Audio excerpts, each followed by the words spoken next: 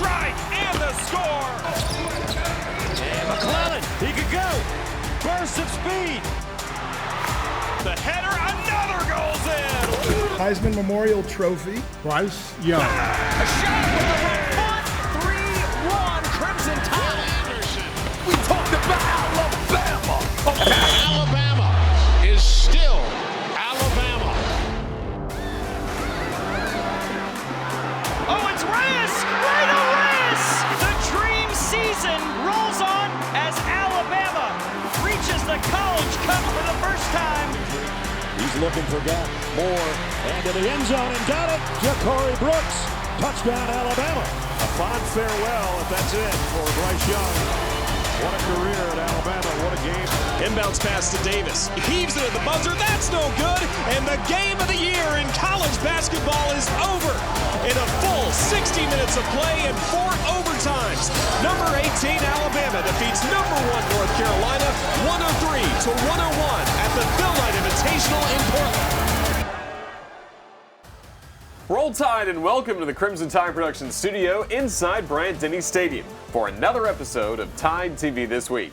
I'm Roger Hoover, joined by my co-host Kenzie Hughes, and as we just saw, a lot of winning this past weekend for Alabama. A lot of winning. We got number 1 upsets. We've got national tournaments. We've got everything. Wow, what a weekend to be a Crimson Tide fan, Roger. Football rolled over their in-state rival in the Iron Bowl. Soccer made it to the Final Four and the College Cup. Men's basketball took down the number 1 team in the country, the North Carolina Tar Heels. And we just get started with that. And then you also talk about, yes, Alabama hosted Auburn for the Iron Bowl, one of the greatest rivalries in all of sports, as the number 7 Crimson Tide took on the Auburn Tigers. It turned out to be the final home game of the season for the Crimson Tide at Bryant-Denny Stadium, and that means it was also Senior Day. The 2022 senior class has compiled a record of 46-6 over the last 4 years, winning 2 Southeastern Conference championships and the 2020 College Football Playoff National Championship. 17 players were honored before Saturday's Iron Bowl, including 9 starters from Saturday's game. There were 5 starters on defense: Jordan Battle, DJ Dale, DeMarco Helms, Henry To'oto'o, and Byron Young. On offense, Cameron Latu, Tyler Steen, and Emil Ekiyor Jr., along with place kicker Will Reichard. Once the game kicked off, Auburn made it interesting, led by former Auburn running back Cadillac Williams. Tigers got on the board first on a 24-yard touchdown run by Oregon transfer Robbie Ashford, but the Crimson Tide responded with 3 consecutive touchdowns. First of those was by Bryce Young, as he showed he can run as well, as he took it in from 5 yards out to tie the game.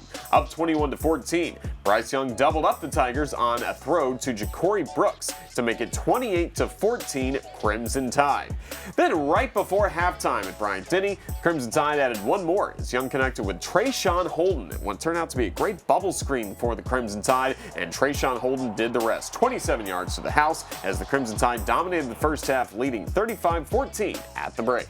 Alabama opened the second half with another touchdown. This one by Jace McClellan was his second of the game and gave the Crimson Tide a 42-14 lead. The Tigers answered with a touchdown and a couple of field goals, but Jahmyr Gibbs put the exclamation point on this Iron Bowl with a 23-yard touchdown run as Alabama dominated Auburn for their 3rd consecutive Iron Bowl win, 49-27. Really proud of our team this whole season, actually. To win 10 games, to go through a rough patch when Bryce was hurt. Now he's healthy again, which makes us a different kind of team, I think.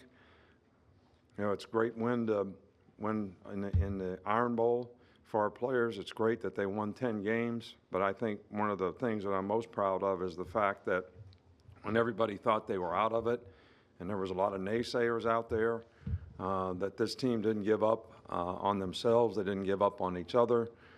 They kept fighting and won some tough games to finish the season. Crimson Tide now wait to see where they will continue play in the postseason. The Crimson Tide has an outside shot at the college football playoffs, and if the Tide don't make it in, they will most likely be the top SEC team chosen for a New Year's Six Bowl. That's right, and it was a big day on Sunday for several former Crimson Tide players. Let's take a look at our Crimson Tide, the NFL Players of the Week. And this week, the Tide has the AFC and NFC Offensive Players of the Week. Josh Jacobs was named the AFC Offensive Player of the Week. Jacobs totaled a career-high 303 all-purpose yards, 229 69 yards on the ground, and 74 receiving yards. Jacobs also had that amazing game-winning 86-yard touchdown in overtime to win the game for the Raiders over the Seahawks. Jacobs now leads the NFL in rushing yards with 1,159 yards. You know who's number 2? Derrick Henry. The Tide have the top 2 rushers in the NFL, Kenzie. Hey, Tide on top, and you know how impressive that is. Jalen Hurts was also impressive as he was named the NFC Offensive Player of the Week. Hurts threw for 153 yards and 2 touchdowns, and also rushed for an Eagles record for a quarterback with 157 yards on just 17 carries. Hurts broke Michael Vick's franchise record as he became the first quarterback since at least 1950 with 150-plus rushing yards, 150-plus passing yards, and 2-plus passing TDs in a single game. Now, we don't talk much about kickers in this segment, but we have to this week. Former Crimson Tide punter J.K. Scott was also honored as a Player of the Week, as he was named the AFC Special Teams Player of the Week. Scott punted 6 times for an average of 39 yards with a long of 48. Scott had 4 punts inside the 20, including one down at the 10 that set up a 3-and-out that led to the game-winning drive for the Chargers. And check out this cool moment from this past week. In celebration of My Cause, My Cleats, the Houston Texans wide receiver room chose to honor their fellow teammate John Mechie in his battle against leukemia.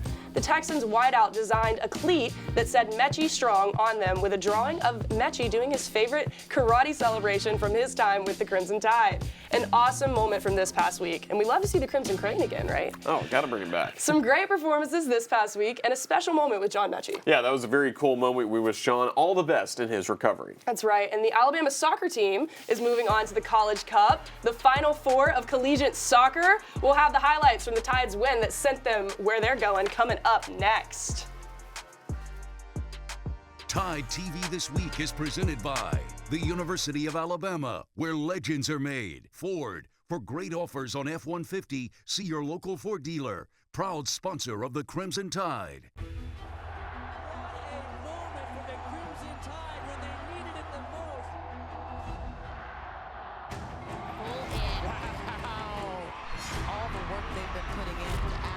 Great competitor, just beautiful to watch from start to finish. Practice is paying off, and she knows it. Beautiful. It's going to be a big number. And sticks that landing. Beautiful landing. Oh my gosh. Perfect stop. Welcome to a sold-out Coleman Coliseum in Tuscaloosa. Players play, tough players win championships. If we're blue-collar basketball, we're winning this game. Okay? You play harder than them, you win the game. Roll, Tide, roll is exactly doing that. It's hard to hear yourself in here. The buzzer sounds, and Bama hangs on. Oh, my goodness. Welcome back to Tide TV This Week. What a weekend it was for the Crimson Tide. We've already talked about the Iron Bowl, but before that, on Friday night, the #1 seed Alabama soccer team punched their ticket to the College Cup for the first time in program history. Well, it certainly was not an easy matchup for the #1 Crimson Tide as they took on #2 seed Duke. Yes, sir, and it was a scoreless matchup through the first half until the 67th minute in the second half, when 4 goals were scored over the span of 11 minutes. Alabama scored first off the free kick from Felicia Knox. Ashlyn Sarepka hit it off the Duke goalie right to Gianna Paul. She drilled it right into the back of the net for the first goal of the game. Exactly 4 minutes later, Riley Tanner with the kick toward the goal, and there's Sarepka again. This time she heads it in for the goal, and the Crimson Tide had a commanding 2-0 lead. Then Duke answered off the foot of one of the best players in America. Michelle Cooper scored a goal in the 75th minute to make it a 2-1 score, and then a little over 3 minutes later was Cooper again. Right in front of the goal, Cooper gets it past McKinley Crone to tie the game at 2-2. So that meant the match would go to overtime. In that first overtime period, fighting for a loose ball, it would be Riley Parker kicking it out and Raina Reyes putting it through the corner of the net to give the Crimson Tide the advantage. That's right, they would play a second overtime period, but that would be the game winner as the #1 seed Crimson Tide defeated the second seed Blue Devils 3-2. Alabama advances to the Final Four, known as the College Cup, for the first time in program history. Couldn't happen to a better group of young women, right? I mean, they are class act, you know, on and off the field. You know, been through just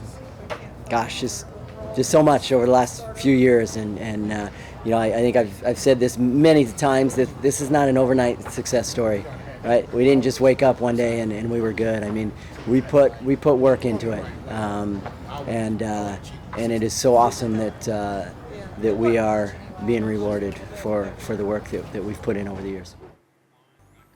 The win was Alabama's 20th straight at home and their 19th out of their last 20 overall. After winning their first regular season SEC championship, the Crimson Tide will now take their first ever College Cup appearance. It's been a historic season for head coach Wes Hart and the Crimson Tide soccer team, and they will continue it this Friday night in Cary, North Carolina, as the #1 seed Crimson Tide will take on another #1 seed, the UCLA Bruins. Great competition in that College Cup, and the winner of the Tide and the Bruins will take on the winner of #1 seed Florida State and the other #2 seed North Carolina Tar Heels. That championship match will take place on Monday evening at 5 o'clock. What a season for the Crimson Tide, the best in program history. It was also a great week for the Alabama men's basketball team as well. Yes, it was. This past week, the 18th ranked Crimson Tide took part in the Phil Knight Invitational against 3 top 20 teams, including the #1 team in the nation. We'll have those highlights and more coming up next right here on Tide TV This Week.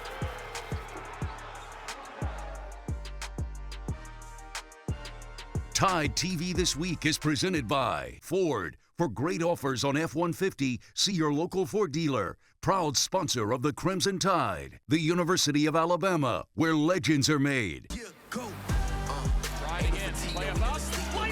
We need a huge crowd to pack Coleman Coliseum. Davis with the spin on the layup. Right to the basket, lays it up, lays it in despite the contact. You better touch your mouth, girl. Stop it, Brittany.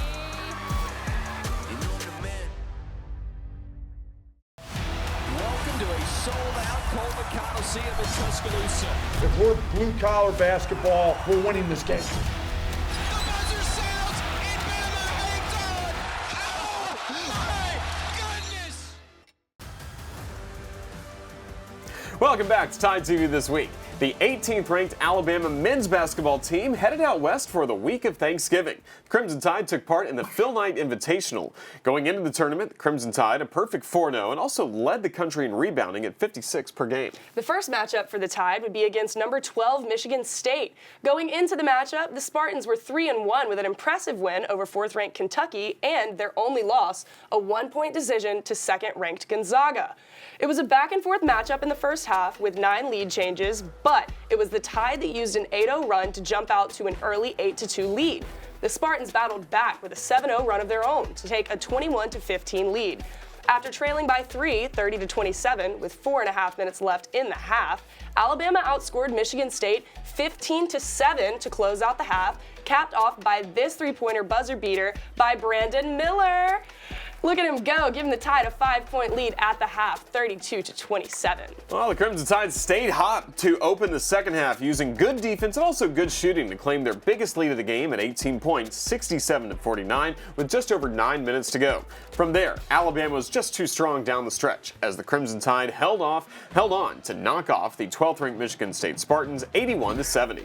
Freshman Brandon Miller led the Tide with a game-high 24 points to go along with 9 rebounds and 2 blocks. 3 others finished in double figures as Noah Gurley finished with 12, while Javon Quinterly and Noah Clowney finished with 10 apiece. With the win over the Spartans, the Crimson Tide moved on to play 20th-ranked UConn. It was a rough start for the Crimson Tide as they committed 5 turnovers in the first 7 possessions. The Huskies then used a 14-0 run to jump out to a 15-point lead at 28-13 with 7 minutes remaining in the half. But the Tide went on a run of their own to close out the first half. A 9-0 run by the Tide made it a 5-point game at the break. UConn was just too much, though, in the second half. Crimson Tide down by 5 at halftime as the Huskies sank 17 of their 18 free throw attempts, and UConn's Adama Sanogo led all scorers with 25 points as 23 UConn remained undefeated with an 82-67 win. That put the Tide against #1 North Carolina in their Phil Knight Invitational finale on Sunday. And what a game it was! It was a back and forth early on in the first half, with Alabama taking their biggest lead of the first 20 minutes of play on this 3-pointer from Rylan Griffin. The 34-27 advantage is where Alabama was at after that big shot. However, in the second half, North Carolina took the lead back. The Tar Heels jumped out to an 8-point lead with a 24-9 run as UNC led 63-55 with just over 9 minutes to go in regulation. Then Bama went on a 16-8 run to tie the game at 71 with 5 minutes to go. With the game tied at 77, Alabama had a chance to win it. Javon Quinterly with the ball, and he would drive to the paint. But his shot, as we will see in a moment, just would not fall, and the Crimson Tide and the Tar Heels were forced to go into overtime. JQ definitely had the hot hand, but in the first overtime, each team could only score 4 points apiece. North Carolina had a chance to win it, but Caleb Love's three would not fall. JQ gave it a shot from beyond midcourt. It wouldn't fall. We're going to double OT, baby. Alabama led by as many as 4 in the second overtime period, but North Carolina tied it up with just over a little minute to go. Javon Quinterly had another game-winning opportunity, but his drive was blocked, and here we go, Roger. OT number 3. Well, North Carolina stormed out of the gate in that third OT period, scoring 3 straight baskets to take a 6-point lead. But a layup by Brandon Miller and then a huge 3-point shot from the freshman made it a 2-point game. Alabama had to have it, with the Crimson Tide getting the ball with 3 seconds to go. Jaden Bradley's pass to Javon Quinterly would go out of bounds, and that gave the Tar Heels a chance to win it. But again, Caleb Love's shot would fall short. And yes, Kinsey, overtime number 4. With the game tied at 98, Charles Bediako put back the 3-point miss from Brandon Miller to give the Crimson Tide the 100-98 lead with under 2 to play. Just like the entire game, the number 1 Tar Heels answered right back. Leaky Black hit the shot from beyond the arc to give North Carolina the 1-point advantage with just over a minute and a half to go. Less than 30 seconds left, JQ tossed it up to Bediako and he put it in to give Crimson Tide the 102-101 lead. Bediako had a huge block a few seconds later. The Tide held on to upset the number 1 team in the nation, 103-101. It was the first time the Crimson Tide has knocked off the number 1 team since the Tide did it in the NCAA tournament back in 2004 against number 1 Stanford. What a win for the Crimson Tide over the number 1 ranked North Carolina Tar Heels. Mark Sears led the Crimson Tide with a team-high 24 points on 7 of 11 from beyond the arc. Javon Quinterly added 21 and had a game-high 8 assists. Charles Bediako added 14 points to go along with a game-high 16 rebounds with 3 blocks and 2 steals. 2-1 record at the Phil Knight Invitational in Portland improved Alabama's record to 6-1 on the season. Alabama entered the tournament ranked 18th after defeating 12th ranked Michigan State and number 1 North Carolina. The Crimson Tide shot up in the rankings. After those 2 impressive wins, the Crimson Tide moved up 7 spots in the Associated Press's top 25 and is now ranked 11th. The coaches have the Crimson Tide at 14th in their rankings. Stay with us, we still have a lot to cover, including women's basketball and the season finale for Alabama volleyball. We'll have that and more coming up next on TideTV This Week.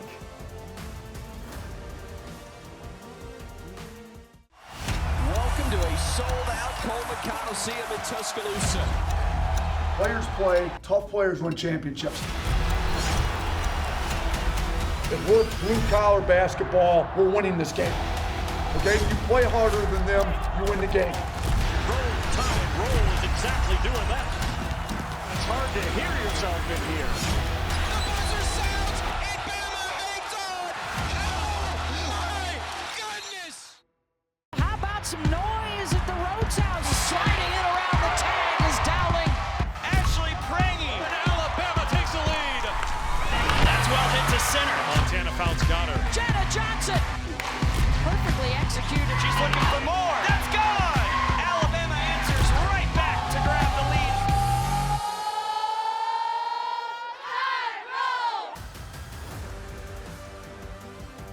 Welcome back to TideTV This Week. After their trip to the Bahamas during Thanksgiving week, the Alabama women's basketball team returned home here to Tuscaloosa. That's right, they did. And the first game that they had was against Gardner-Webb this past Sunday in Coleman Coliseum. Alabama used a huge first period to take control of the game. The Tide outscored the Runnin' Bulldogs 25-6 in the first 8 minutes of play. Alabama's hot play continued into the second period as the Tide extended their lead to 31 at 43-12 with just over 2.5 minutes to play before the half. The two teams were pretty even in the second half, but that huge first half was the difference as Alabama rolled to an 89-60 win over Gardner-Webb. Brittany Davis and Loyal McQueen led the Tide with 13 points each. Hannah Barber tied her season high with 12 points and recorded a career-high 5 steals, while Megan Abrams added 10 points and 3 steals of her own. On Wednesday night, the Tide traveled to Macon, Georgia to face the Mercer Bears, and it was all Crimson Tide. Alabama led 43-27 at the half, en route to a dominating 88-52 win. 4 of the Tide's 5 starters finished the game in double figures as Aaliyah Nye led the team, making 5 shots from beyond the arc on her way to scoring 17 points.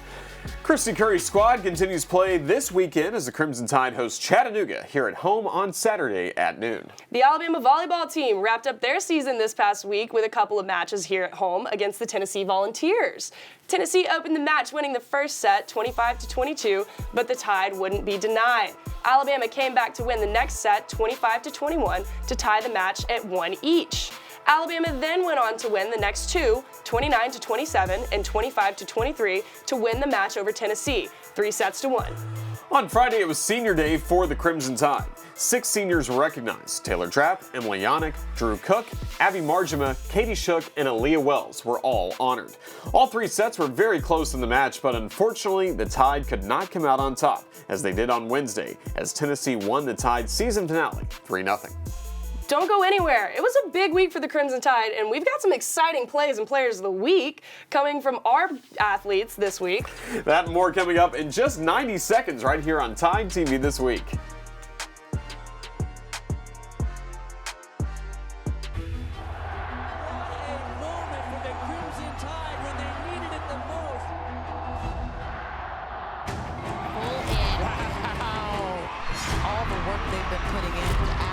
Great competitor, just beautiful to watch from start to finish.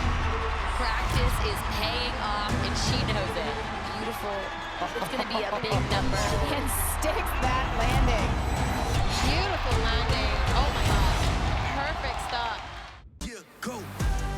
Try it again. Play up up. Play up in. We need a huge crowd to Cat Coleman Coliseum. Davis with the spin on the layup. Right to the basket. Lays it up. Lays it in despite the contact. You better touch your mouth, girl. Stop it, Brittany.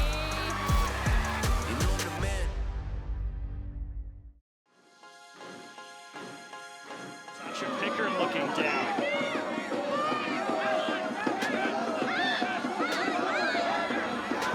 Oh, it's Reyes! Reyna Reyes! With the moment of her life! Alabama reaches the College Cup for the first time. Again with all day. Firing towards the end zone. Brooks. Catch. Touchdown, Alabama. One last crack at it. Brandon Miller! At the buzzer. Our final score from Portland, Oregon. 18th ranked Alabama, 81. 12th ranked Michigan State, 70. The game of the year in college basketball is over. In a full 60 minutes of play and 4 overtimes, number 18 Alabama defeats number 1 North Carolina 103-101 at the Phil Knight Invitational in Portland. Welcome back to TideTV This Week. So those were our ATI plays of the week. Now let's take a look at our players of the week, brought to you by Legacy of Hope. With the score tied at 2-all in overtime, Reyna Reyes scored the game-winning goal against Duke to give Alabama the 3-2 win and send the Crimson Tide to the College Cup for the first time in program history, baby. Mark Sears had his best game in a Crimson Tide uniform on the biggest stage of his career. Sears was on fire from beyond the arc, connecting on 7 of 11 three-pointers as he finished with 24 points, 5 rebounds, and 5 assists in the Tide's 103-101 win over number 1 North Carolina. Another hooper, Charles Bediako, also had the best game of his career against the number 1 ranked team. Chuck shot 7 of 9 from the floor as he scored 14 points and a career-high 16 boards to go along with 3 blocks and 2 steals. Quarterback Bryce Young led the Crimson Tide on offense in their 49-27 rout of Auburn in the Iron Bowl. Young completed 20 of 30 for 343 yards and 3 touchdowns. Young also rushed for 48 yards, including a 5-yard run for the Crimson Tide's first score of the game. A lifelong player of the week, I think. And Will Anderson Jr. was a force on the defensive side. Anderson finished with 5 tackles, including a game-high 3 tackles for loss, and another game-high with 2 sacks to go along with 2 quarterback hurries. Goodness gracious, that's a mouthful. A great week to be a Crimson Tide fan, Roger, and congratulations to all of our Legacy of Hope Players of the Week. Thanks for watching. We hope to see you back here next week for another episode of Tide TV This Week. Hopefully a lot more wins as well. A lot of wins and a lot more records broken, right? Big roll Tide to that. Big roll Tide to that, and thanks for watching Tide TV This Week. Roll Tide.